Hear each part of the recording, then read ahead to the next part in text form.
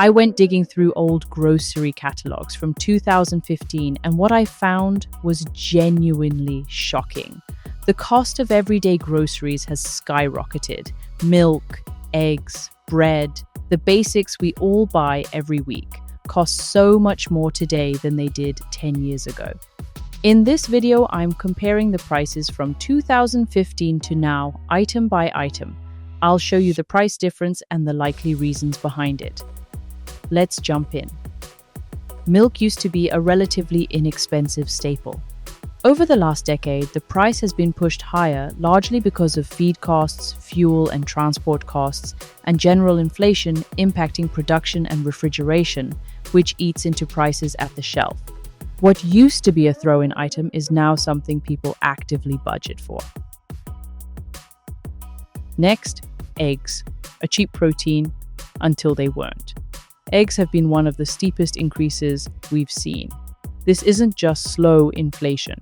Part of it is due to avian influenza outbreaks in South Africa over recent years, which decreased laying hen numbers and forced producers to raise prices to balance supply and demand. Eggs specifically had a very strong price rise relative to other food items in recent surveys. Eggs didn't just follow inflation, they spiked because supply collapsed. Bread tells a bigger story because it reflects global grain prices. Bread follows broader grain and milling trends. When wheat prices, electricity for baking, and transport costs go up, so does bread. Even when inflation moderates, staple grains remain elevated compared to 10 years ago. Cooking oil has quietly become one of the biggest budget busters. Prices have generally risen because of global commodity shifts, higher shipping and packaging costs, and stronger use during meals at home. Salt feels like it shouldn't change, but it has. While salt is cheap, packaging, transport, and energy costs still push prices up over time. Even items that haven't changed in centuries aren't immune anymore. Flour prices mirror bread, but without the bakery buffer. Flour tracks cereal commodity prices and milling costs, both influenced by weather patterns and global grain markets.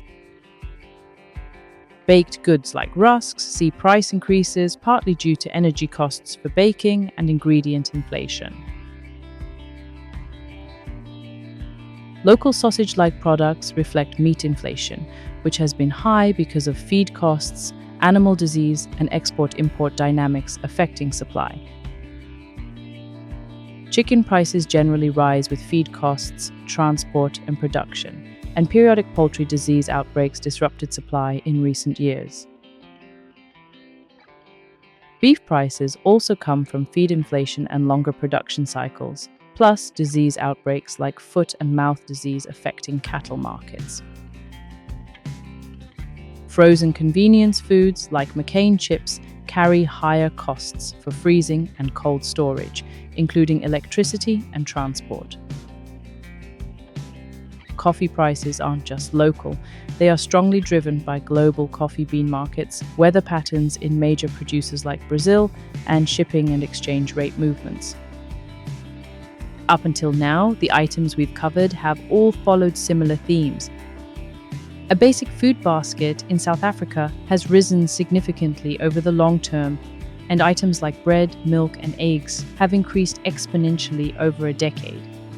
When you look at these numbers side by side, it's not hard to see why grocery bills feel heavier every month.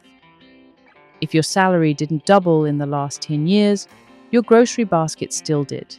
This isn't just inflation, it's energy costs, climate pressure, global supply chains, and a weaker rand all stacking up. The scary part isn't how expensive groceries are today. It's realizing how normal these prices are starting to feel. Let me know in the comments which item shocked you the most.